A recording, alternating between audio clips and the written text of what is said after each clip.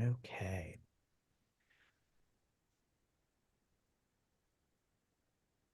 So welcome everyone to this discussion with Martin Duberman and Richard Schneider Jr. For Martin Duberman's new book, The Line of Descent, Gay Outsiders and the Shaping of History. My name is Greg Newton. I am the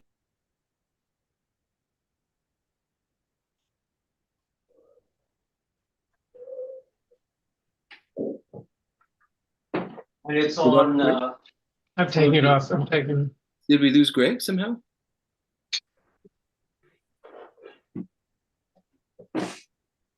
He left. I don't think he left. He must have. I'm now seeing a dog. What happened? Yeah, that's my dog. Sorry. Whose dog? Who said that? Soon he'll be Matt? back. Matt Schwartz. Hi. My dog. Oh, cute. Thank you. Okay. I am back. Sorry. You scared us. Sorry. Can everyone hear me now? Yeah. Yes. Okay. Okay. Welcome Sorry back about to that. Earth. Back to Earth. Yeah, a little complication here. I got a lot of buttons. Let me make sure that the live stream is still going on YouTube. Yes, I think it is.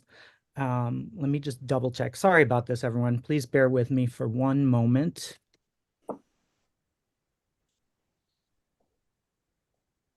Okay. All right. So, welcome back to this event with Martin Duberman and Richard Schneider Jr. For Marty's new book, The Line of Descent. So my name is Greg Newton. I am the co-founder of the Bureau of General Services Queer Division, which is the queer bookstore, all-volunteer, independent queer bookstore inside the LGBT Community Center. That's at 208 West 13th Street in New York City. And we are we're open Wednesdays through Sundays from 1 to 7 p.m. And then we often stay open later when we have events. I'll be putting information in the chat function. So you can, links to our website, etc. So you can check out our upcoming events on our website. You can also sign up for our bi-weekly newsletter. So I'll put that in the chat function in a bit. And the only other thing I wanted to say is we would welcome your support by donations or by purchasing books. So I'm going to put a link in the chat so you can purchase Martin's book. A few of you have already purchased it from us. So thank you very, very much. That helps us to keep doing what we're doing. But I'll also put a link in so you can make a donation, either a one-time donation or a monthly donation, which is tax deductible through our fiscal sponsor, Fractured Atlas. And before I introduce Martin and Richard, I'm going to read a land acknowledgement. So give me 1 second. So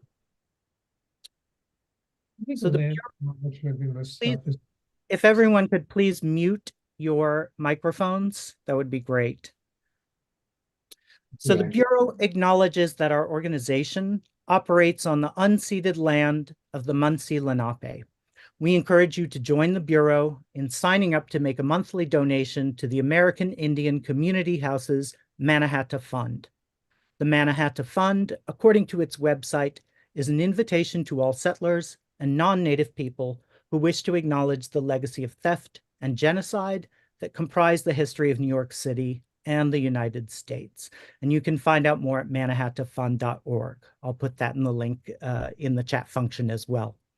We also want to recognize that today is the 125th day of Israel's genocidal campaign against the Palestinian people, funded by our tax dollars and enabled by our government's unwavering support.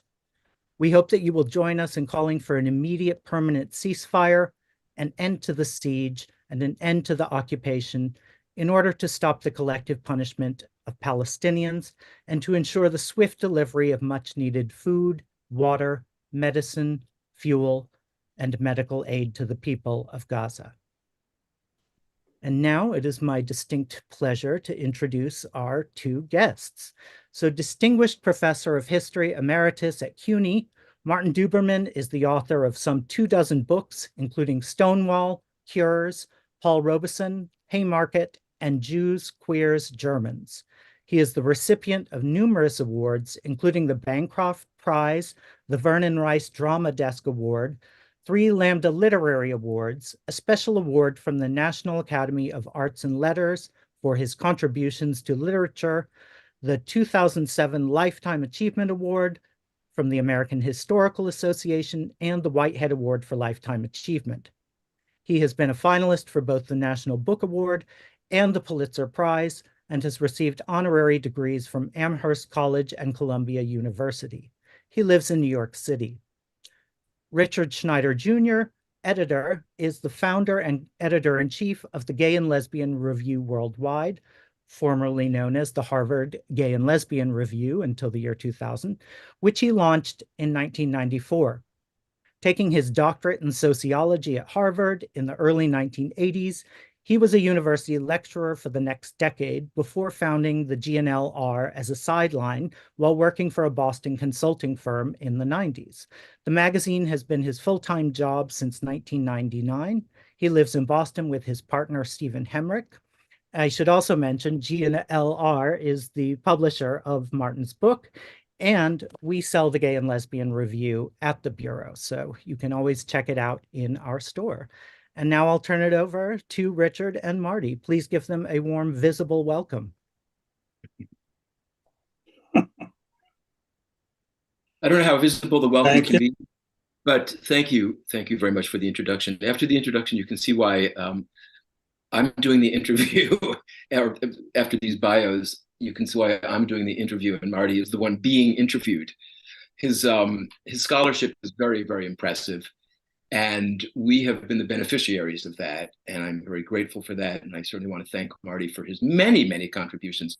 The book contains some 18 essays, most of which appeared in the G&LR going back to 1997, I believe.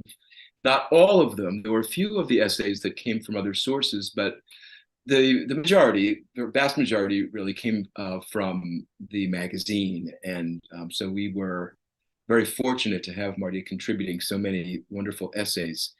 And there, I'm not going to cover all 18 of the essays that are in the book.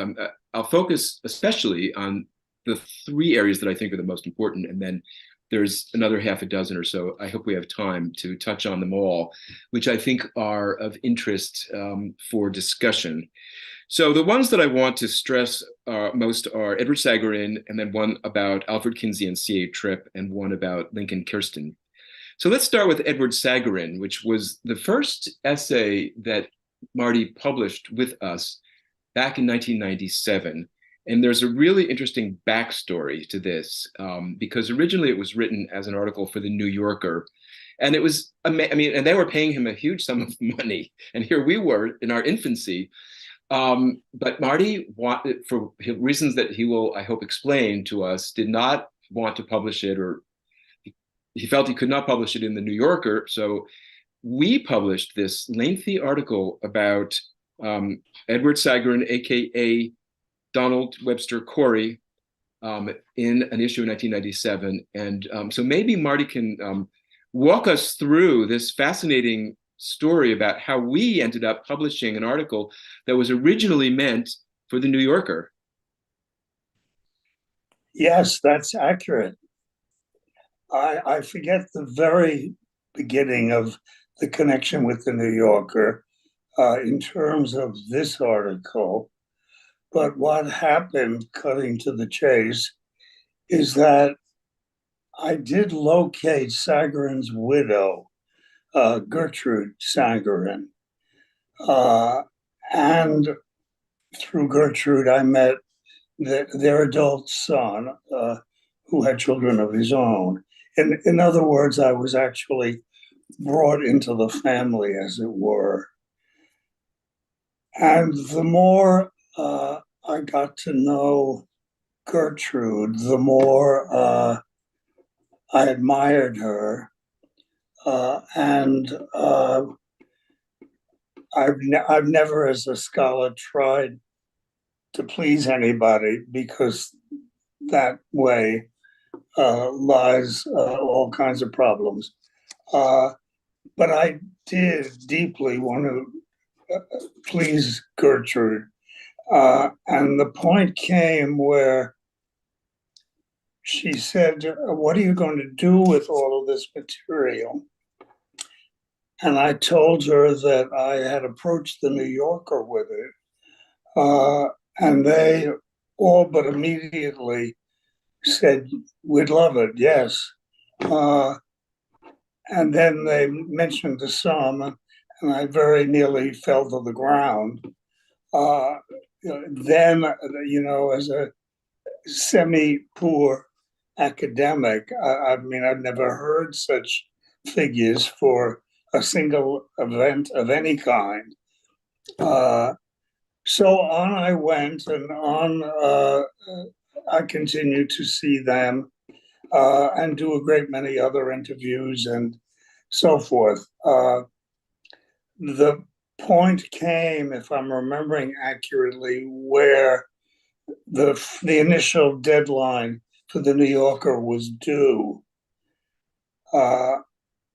And I decided I had to tell Gertrude where it was headed.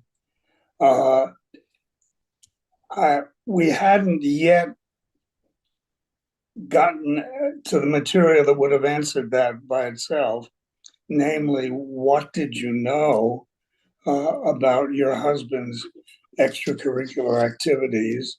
And if you knew at all, when did you learn and what were the circumstances?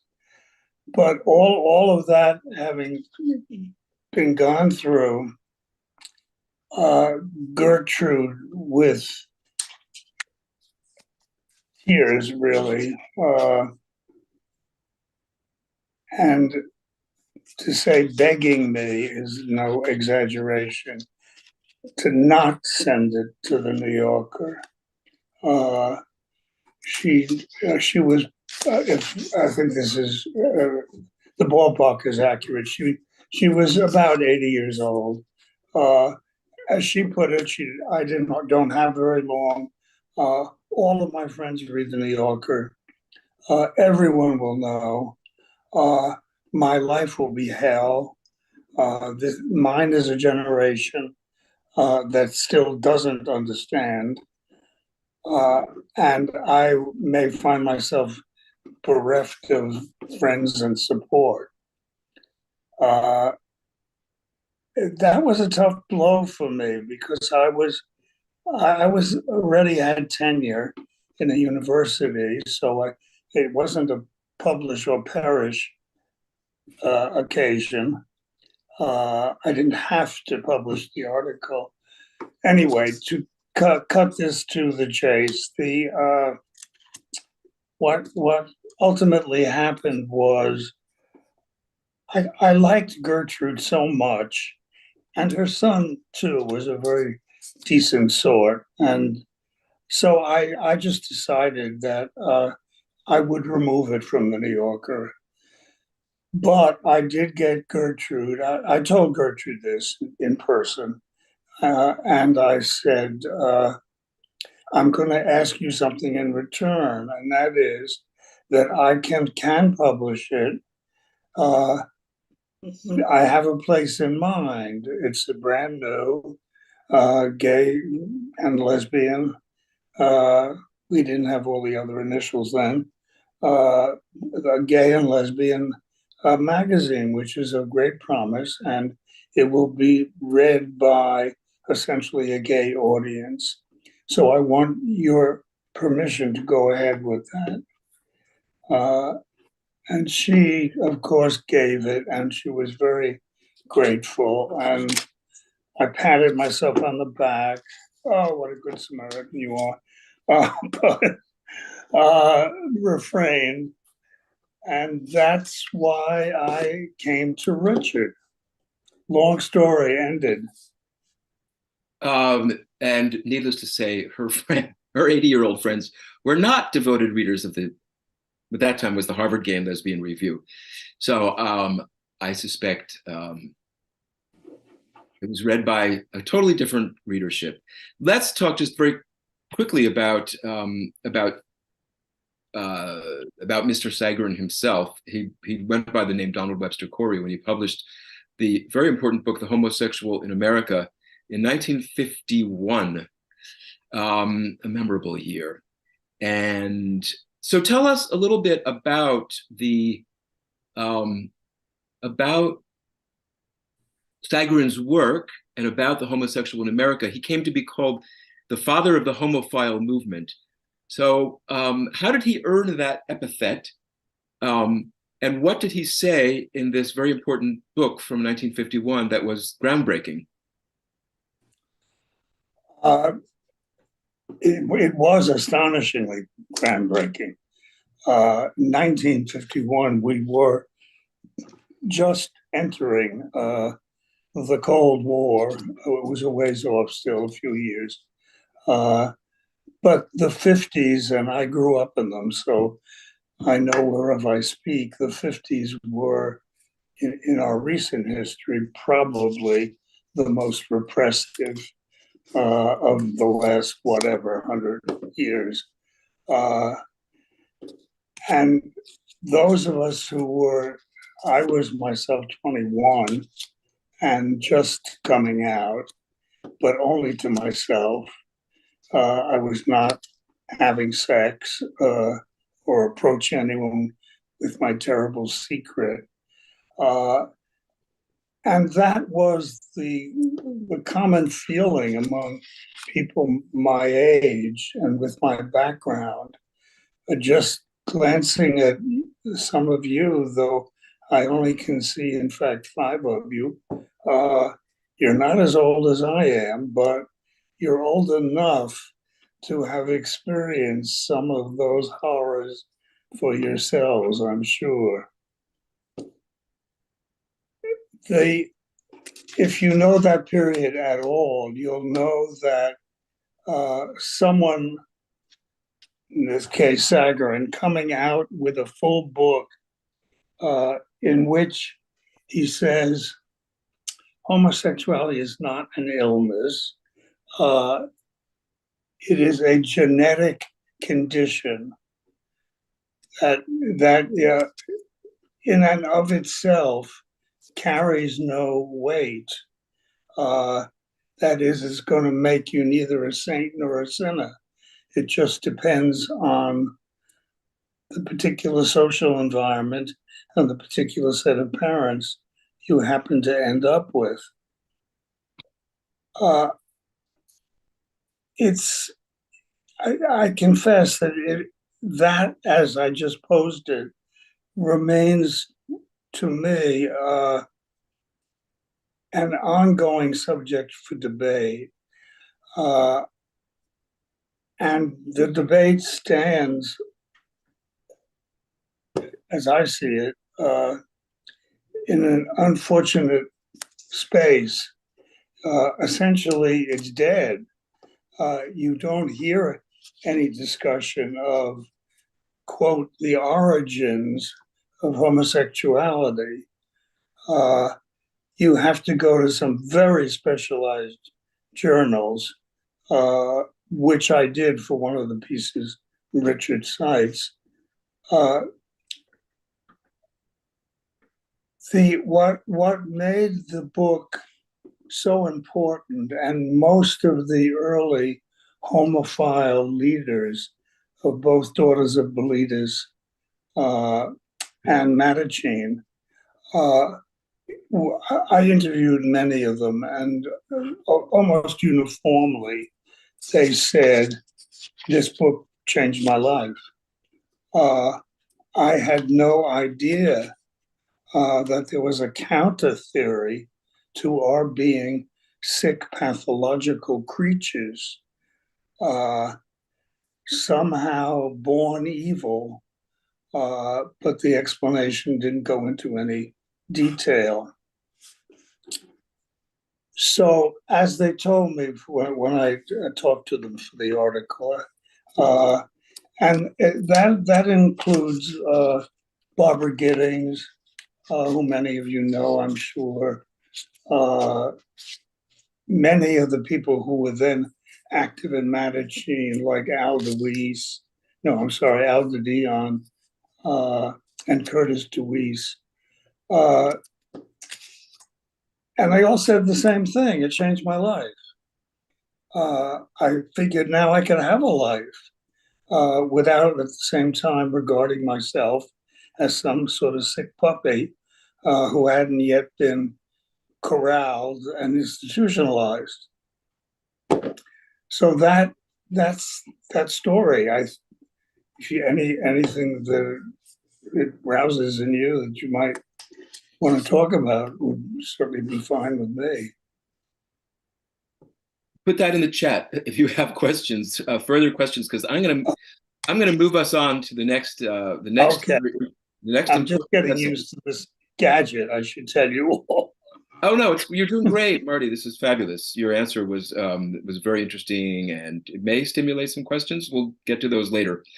So moving on to another three-part essay that you wrote for us. So again, it's lots of information and detail and history and personalities, and we can only barely touch upon the high points here. But this is a piece that was mostly about C.A. Tripp, who wrote a very important book, The Homosexual Matrix, in the 1970s.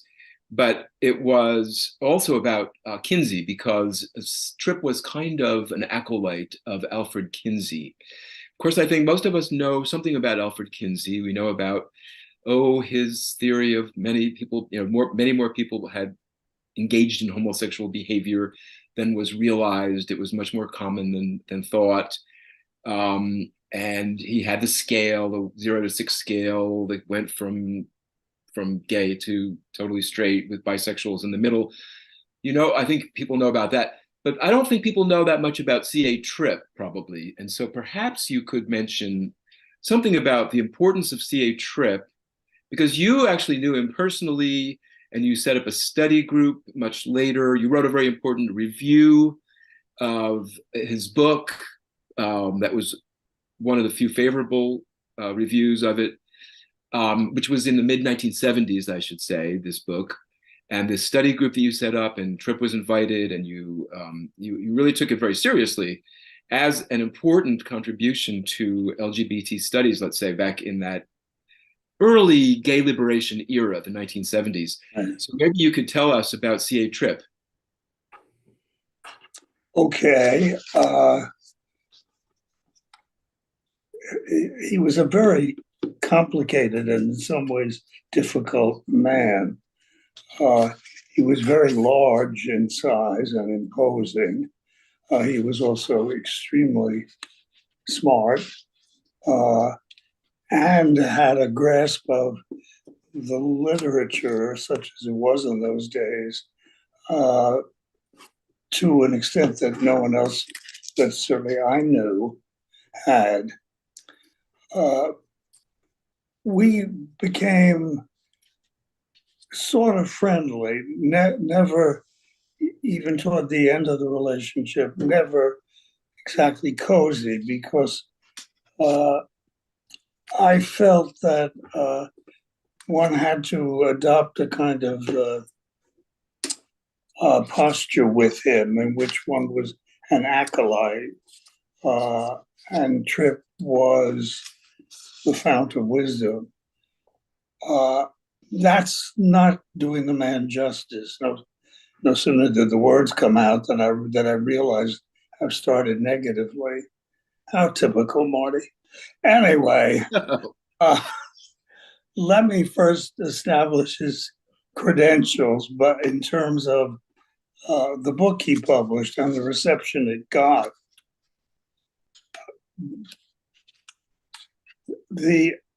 I was at the time just beginning, in the early 70s, I was just beginning my own researches into what I thought and hoped might be a book about the history of sexual behavior, since at the time there was almost nothing. And when Tripp's book came out, I was dazzled by it. I haven't reread it in not only many years, many decades. So I don't know what I would think of it today. But what he said was not far distant from what Ed Sagarin had said in his book. And particularly the view that the notion that same gender sexuality is some kind of sickness is simply nonsense. There is no good clinical evidence to back it. What we can say about it is due to the forces of social repression, some young people, as they're growing up, exhibit non-traditional characteristics in terms of gender, or if they happen to be football players at the same time, they at the very least have fantasies which are not acceptable to society as currently structured. So Tripp was confirming what Sagarin had said.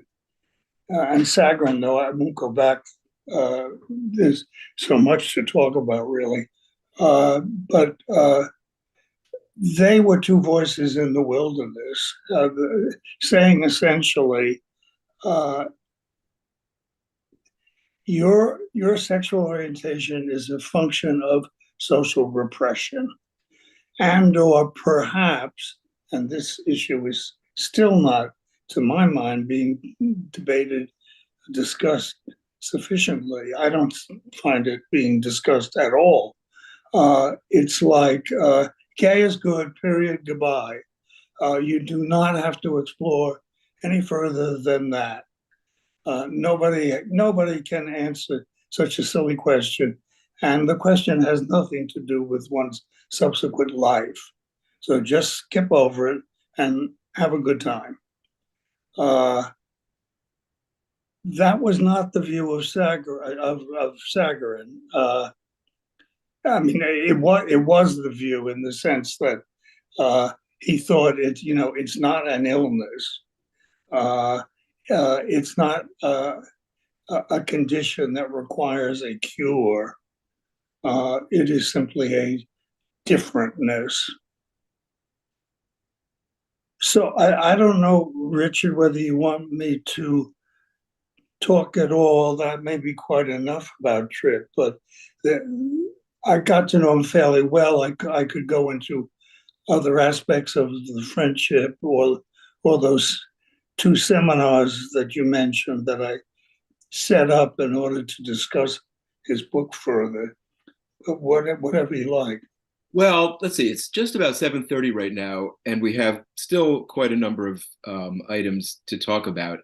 So I think maybe the best way to look at this is, buy the book, read the read the three essays, and you'll get and you'll understand, because Tripp was really interesting and really important, and the homosexual matrix is, I think, still probably readable. I read it back in the 70s, and it had some impact on me, certainly. So that was kind of just my coming out era. I was in college in the 70s, and so it was important. It was big. It was a big deal. But let's move on, because what we're going to talk about next is my favorite, is Lincoln Kirsten, because he was just such a fascinating person. This is the other one that's a three-part essay. I misspoke earlier, actually. Sagarin was just one lengthy essay. And the one on C.A. Tripp and the items on Kirsten were the three-part essays. And again, there's lots and lots of material here. If you're interested in ballet, if you're interested in George Balanchine, and specifically the New York City Ballet, those are all, the history of those are all discussed at length. So Lincoln Kirstein, I think he was born like in the very early 20th century. He was a fascinating person. He's one of those people that, again, you don't know whether to go personal or career, because he had such a fascinating life and was such an interesting person.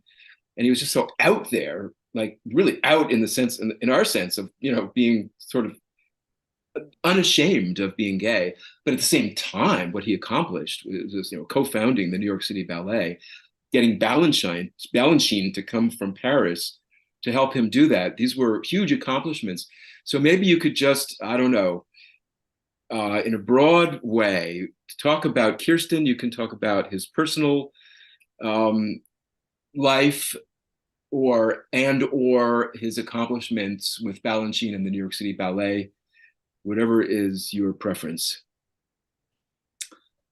Okay. Well, I did not know Kirstein, unlike the other two people. Well, actually, I never met Sagarin either. I met his family. Kirstein was a remarkable figure, as Richard has said. The first thing that pops into my head is that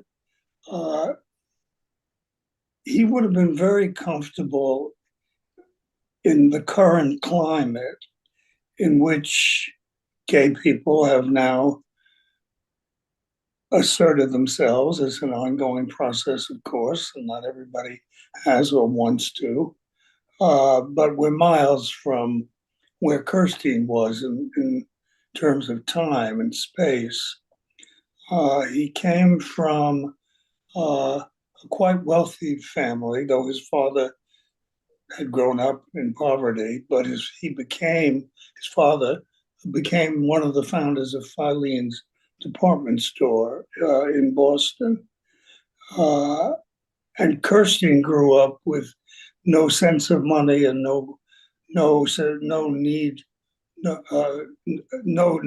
of needing to care about money. It would always be there, and all he would have to do is tell his father what his bills were for the month. Ironically, that attitude toward money became a lodestone around Lincoln's neck after the New York City Ballet was established, and Lincoln, was more or less shunted to the side. He had never been with Balanchine at the center. Lincoln was in many ways a creative human being. He wrote a significant number of books. He was a great connoisseur of art, supported himself any number of struggling young artists of talent, and his taste time has proven right. I mean, I won't go into that sideway. There's so much to say about Kirstein, but I think he's a figure that today would be appreciated more than the sales of the book would suggest, because he's very contemporary in his nonchalance about homosexuality, to the point where he married Paul Cadmus's sister, Fidelma, who was also a painter. They did not have children. And both Lincoln and Fidelma had psychiatric issues later in life. But in regard to his sexuality, it was simply not an issue. He was utterly casual about it. he kept diaries from his teen years right on up. And it's a remarkable document, and no one had ever previously been allowed to read it. The book took 5 years, and that meant working damn near every day. But I like that. I'm an archival scholar, as it were. I love nothing better than jumping in to archives where nobody has ever been, and bringing out the word, at least as I see it. What that I've touched on, Richard, would you like to hear more about, or is that Well, enough interesting? I think it would be great to hear more about George Balanchine, because he's another extremely important and fascinating person. Mhm. And the way that Kirsten was able to get Balanchine to leave Paris and to collaborate in the establishment of the New York City Ballet is quite a story. I mean, it's really, is it the most prestigious ballet company in the world? It's certainly up there. It's huge. Yeah. And getting it off the ground must have been just, an earth-moving operation. Getting Balanchine to be the choreographer was huge. And Kirsten did it pretty much, he carved it out of rock with his bare fists, as they say. It was amazing Practically. what he did. So I don't know how much detail you want to get into about this, but I would love to hear more about Balanchine and Kirsten as collaborators. Okay. I think the most shocking part of the research to me came in exactly this area, and that is the relationship between Balanchine and Kirsten. Almost nothing was known, though they were contemporaries together in building this extraordinary institution. Lincoln did almost all of the shit work, and Balanchine created his ballets. In fact, and I felt this rather deeply, that Balanchine has gotten scot-free historically. And he was indeed a great genius of dance. I myself was, would go to the ballet all the time in the 50s through the 70s, probably. I certainly didn't go after Peter Martins came in, but that's a whole other story. Balanchine, as I read him, though I don't put it quite so vulgarly, was not a very nice man, which one, I guess, expects from a certified genius. But I think that may well be a cliche, and that we could find lots of counterexamples if we wanted to bother. But he treated Lincoln as if he couldn't be bothered. Lincoln, for example, wanted to, he saw himself as an artist, not a businessman. He was looking to Balanchine, but he was a kid. I mean, he was in his early mid-20s when they first met. There's no evidence that he saw himself, as a creative genius of the caliber of Balanchine, but he definitely saw himself in relationship to the company as being something more, a great deal more than merely an administrative assistant, which is probably the area of life in which Lincoln was least qualified to handle. I mean, he had no sense of money. What he did in order to raise it, he went especially to one very wealthy friend, Eddie Warburg of the Warburgs, and Eddie gave him early on when we just had a few students. First came the school, then came the company. They had to train the ballet dancers in the company because dance was a poverty-stricken area in this country during that period.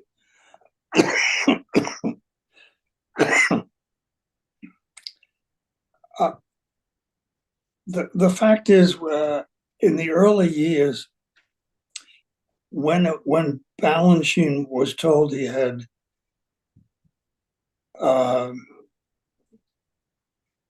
somehow tuberculosis doesn't sound right to me.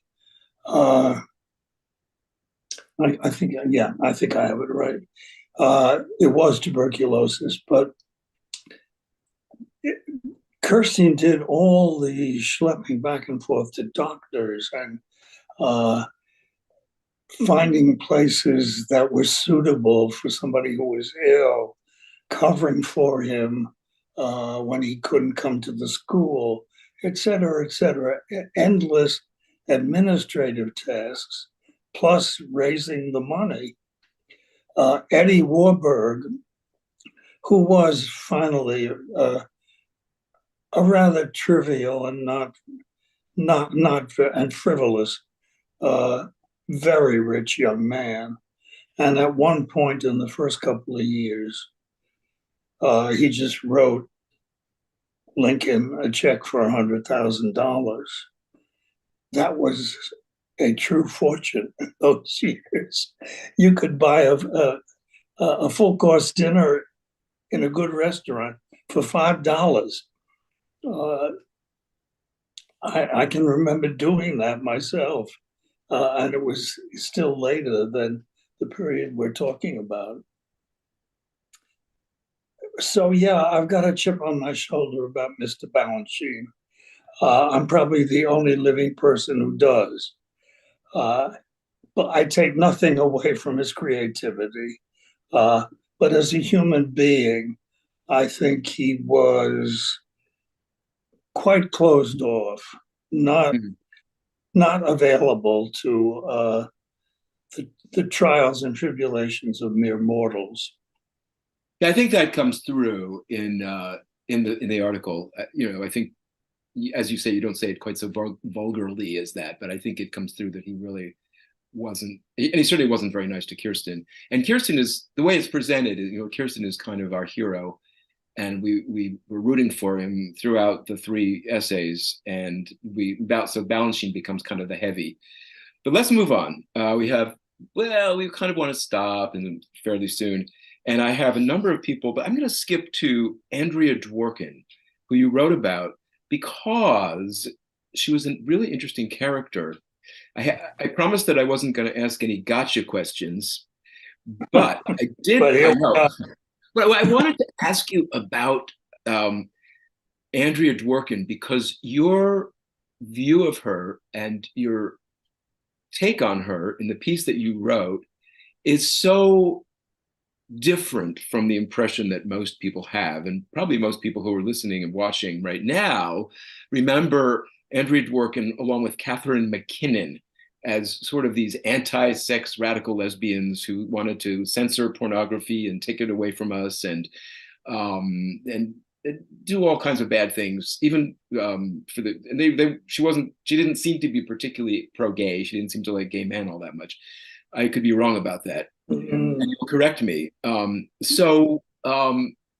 Given the impression that most of us probably have or remember of Andrea Dworkin, your view is that she was a really important activist in her own right. How so? You're right in the sense that Andrea has gotten through time a lousy press. And in part, that was simply visual because Andrea, as a young woman, started to put on weight and in a real sense never stopped. uh, and she did nothing to, quote, beautify. Uh, she did not even, until illness forced her to, uh, go on any kind of diet. Uh, but as someone who knew her at least in the early 70s, I knew Andrea after she came back from living in Europe. She was a young woman just out of Bennington, who raised hell when she had to go to, what was the hospital? As a young woman, though, she had some vaginal bleeding, and she was brutalized by the two doctors who handled her, and she let it be known, as she did throughout her life, and primarily in terms of injustice. She was a very bad saleswoman. I started that biography. Well, I'll leave the personal, but the man who Andrea lived with and who is still living for many years, John Stoltenberg. Again, I was very fortunate. No one had been allowed in the archives, and which are up at Radcliffe, and I was able, to have free run. So I found out a great deal about Andrea. When I met her, I was unusual. I was instantly enamored of her.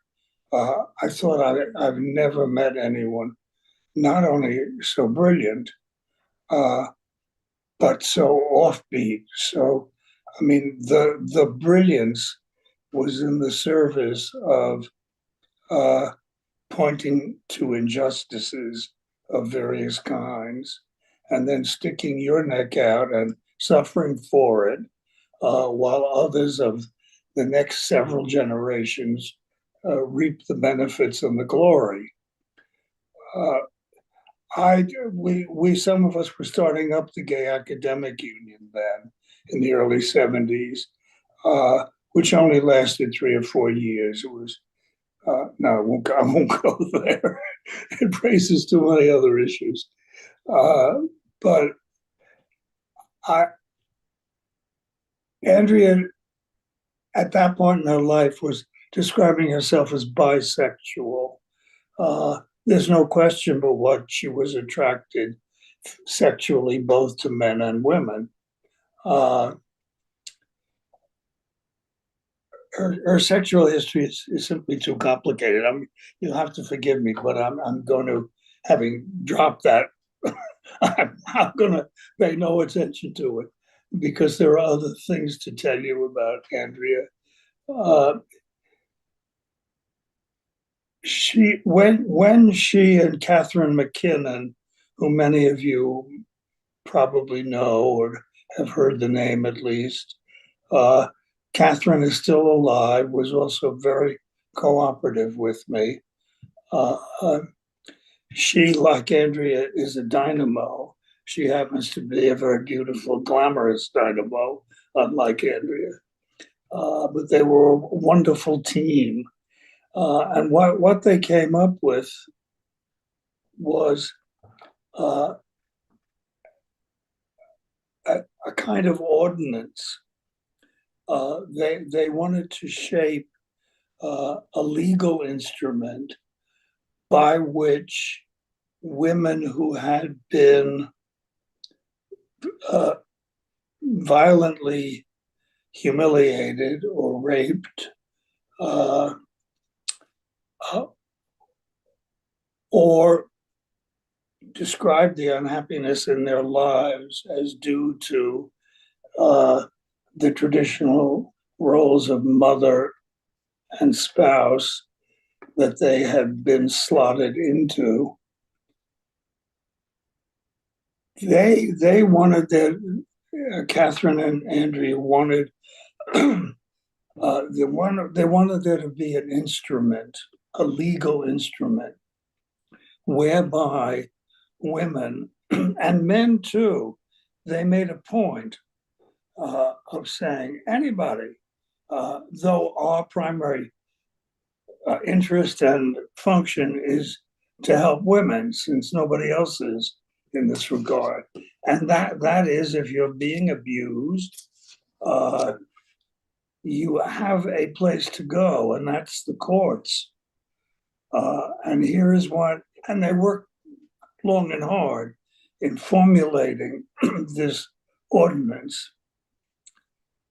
And it caused a storm, and down to this day, as Richard has said, I mean, she's very much a despised figure. Catherine has done other kinds of law as well. Catherine was the lawyer. Andrea was the radical feminist. So Andrea took most of the heat, also because of the way she looked physically, and oppositely the way Catherine looked. But they wanted to create a place and an instrument where abused women could go in order to get relief. And it's really as simple as that, though it was an immensely complicated effort, drawing up the kind of ordinance that would survive the courts, finding women who were willing to testify about their own lives and their mistreatment. And it consumed them for a number of generations. And Andrea died much too young. She wrote a large number, well, I think it's 9 or 10 books, and I, of course, read all of those while doing the biography. And she was a very gifted writer in her own bailiwick. So if you want me to do any follow-up again, just say the word. But that's the basic story. I think we probably are coming to the end of our time. Greg, I mean, should we go to questions, or should we do one more of the essays? I could ask, there's one real quick one that we could maybe talk about. Or if you say the word, we can go to question and answer. Well, there was only one question. There were a couple comments, but there's one question in the chat. And that was from Peter, who asked, was there a significant social network among the gay activists, scholars, artists, and impresarios of the 1950s? Did they share ideas about gayness and liberation?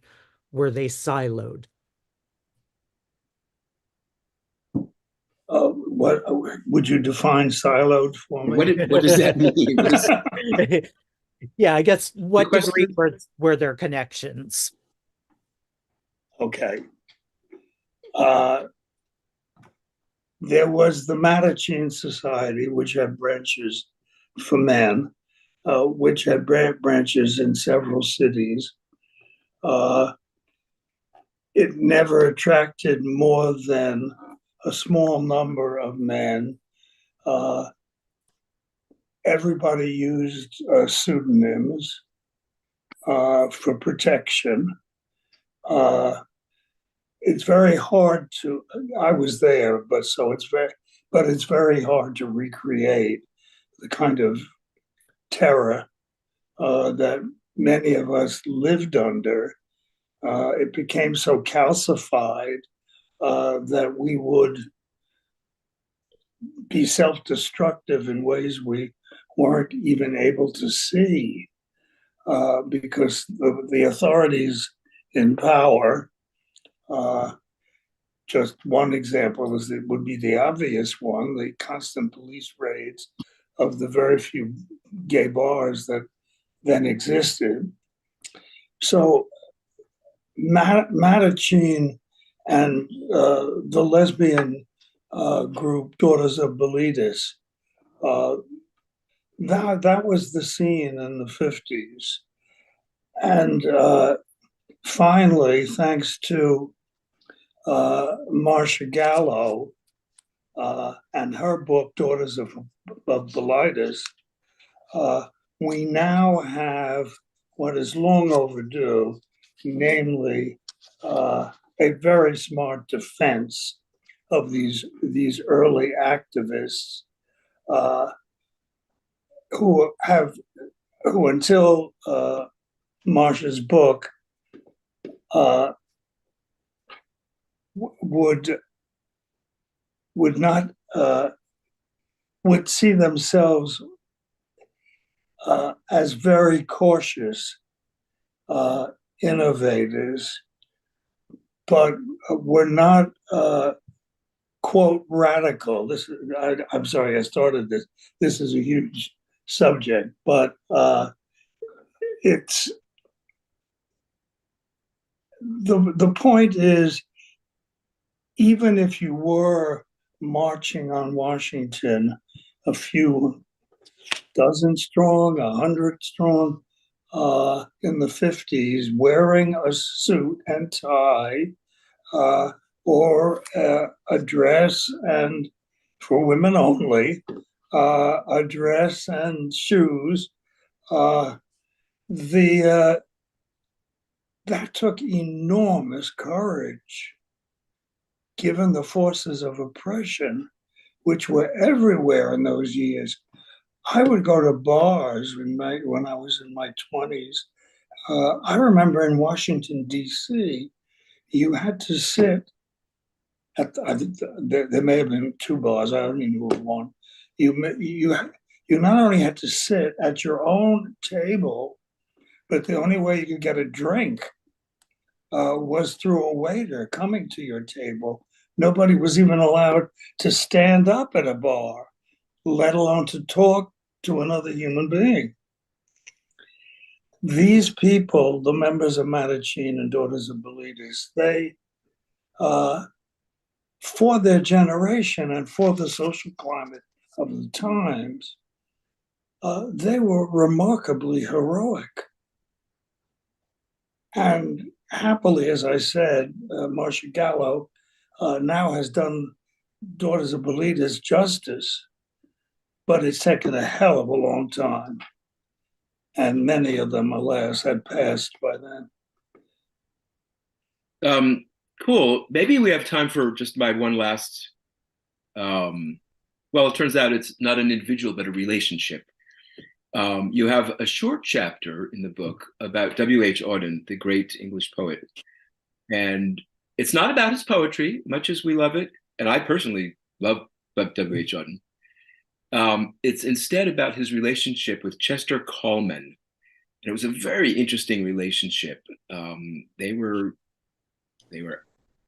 gay and out long before Stonewall. They had a fairly open relationship, but it was very unusual because they had completely different views on sexuality and on being gay.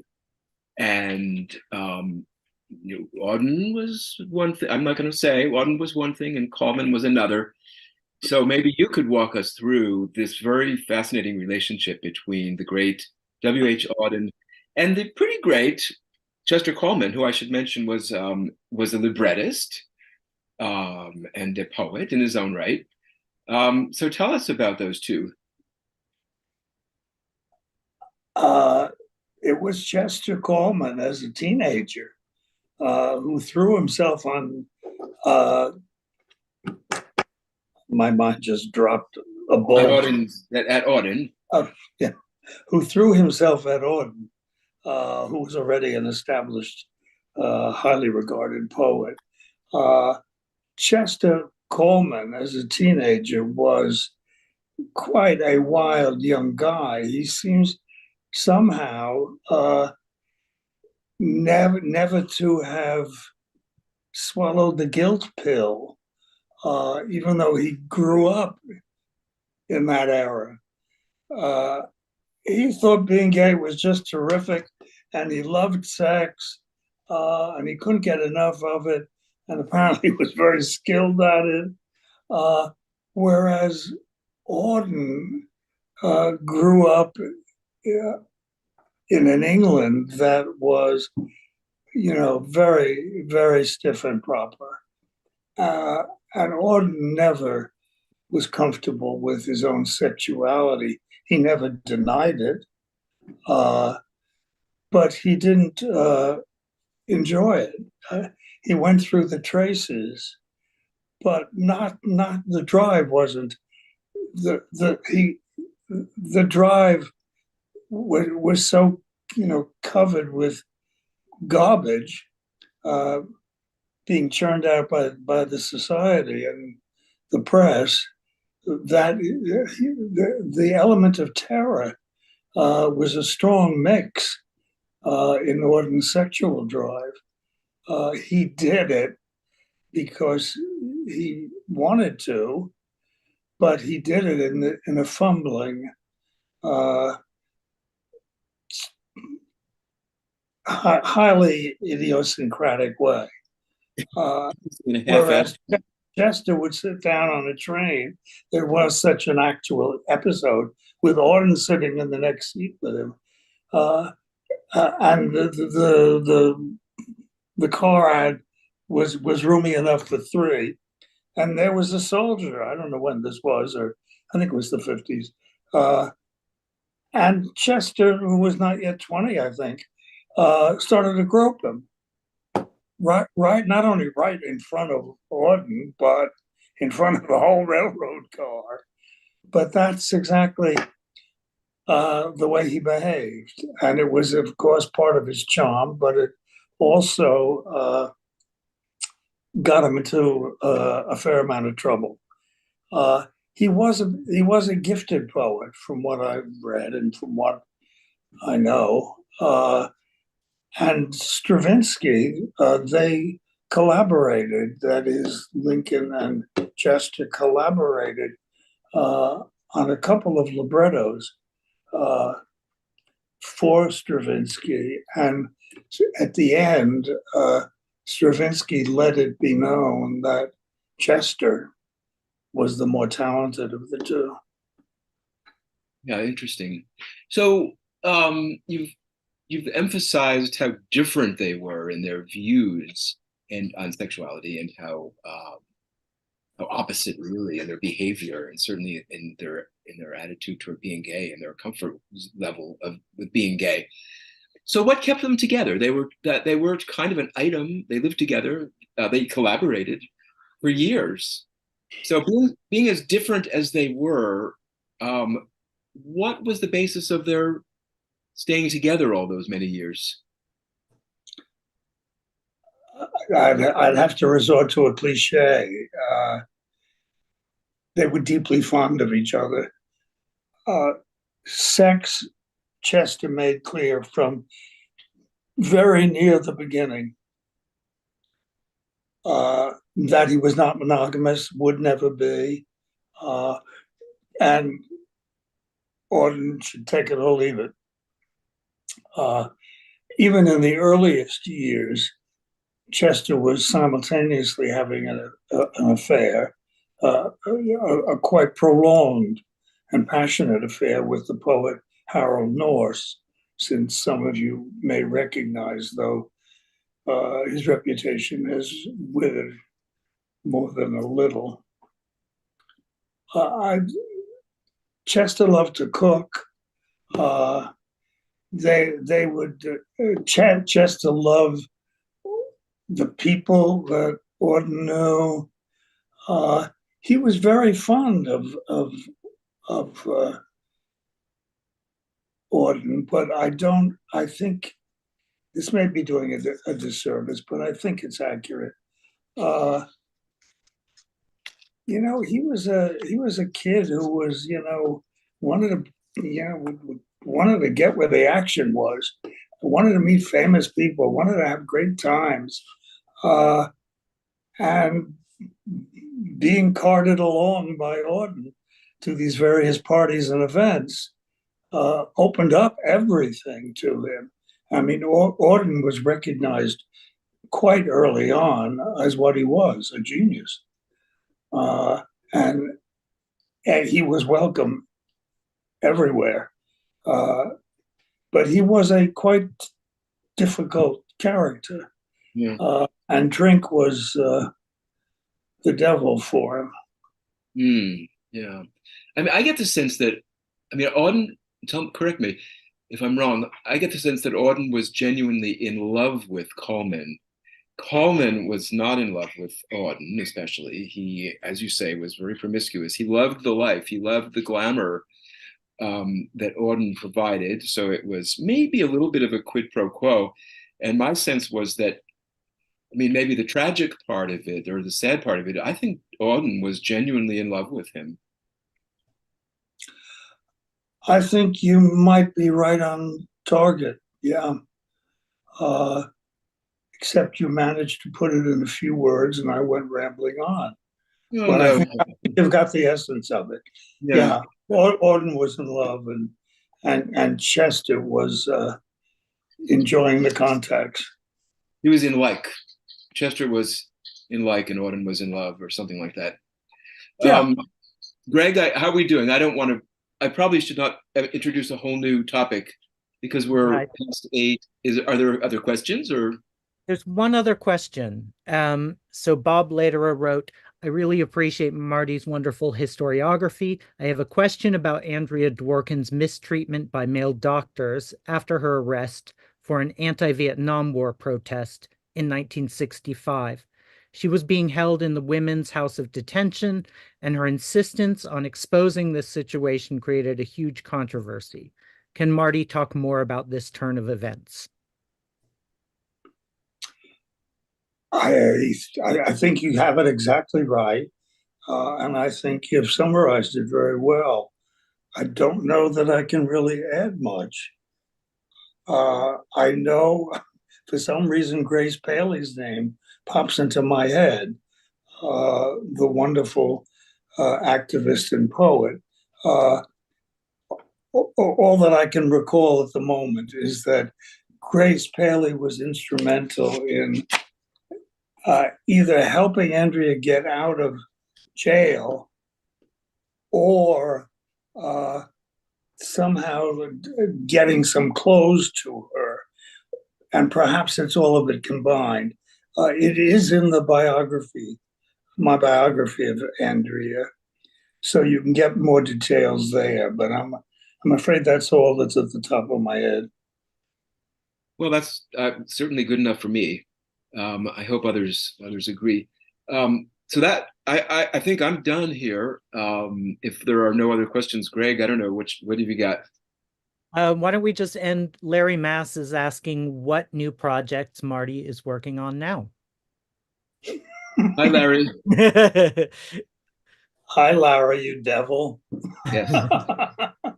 Larry knows me so well. He knows that I'm on to something because I don't know how to sit still and enjoy life. Amazing. You are amazing, and you're an inspiration to us all, Marty. I mean, you're still going. Still going, yeah. Not quite as efficiently, but getting there.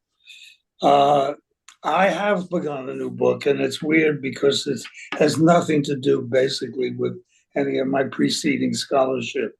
The working title is Russia and Her Jews. Nobody gay is in the book. The word gay is never mentioned. It all ties in with the fact that as I get older, I feel more in touch with my own father's Russianness and Jewishness. He was an immigrant who came over relatively late, as these things go, age 22, not speaking a word of English, unaccompanied, and not having a nickel in his pocket. He ran away from the army. We need more of my father now. But I sadly got even further in touch with what, of course, I've long known, and that is that my father and I had the slenderest of relationships. I've belatedly come to feel that he suffered for the rest of his life from culture shock. He was a laborer on a beet plantation in the Ukraine, illiterate and dumped in New York City with no contacts. Eventually, he himself, through remarkably hard work, brought over some of his family, a member at a time. Anyway, without going too deep, as I've aged, he's come back. He's not here to hold my hand, alas, and he never did while alive. But I'm searching for something that I'm not quite sure of, some reconnection from a connection that in fact never really happened. So maybe I'm still searching for the original connection, which I never got.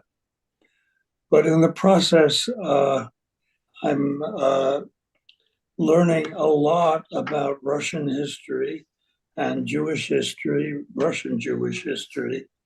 It's wonderful to be, after all these years of concentration as a scholar on our boring country's history, to be plunged into the Romanovs is quite a delightful shift.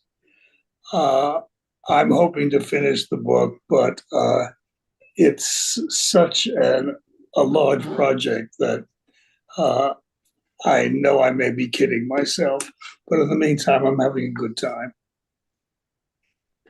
Sounds good. Great. Thank you so much, Marty, and thank you, Richard. This has been a really interesting discussion. Just a reminder for folks, we do have Marty's book. Well, I should say books. We have many of Marty's books at our bookstore inside the center. So please stop by and check those out. And this video will live on our YouTube channel. So if you know anyone who wanted to make this and didn't, they can check it out there. That's youtube.com/@BGSQD. So thank you, everybody, and have a great night. Thank you so much. Bye. Uh, Bye.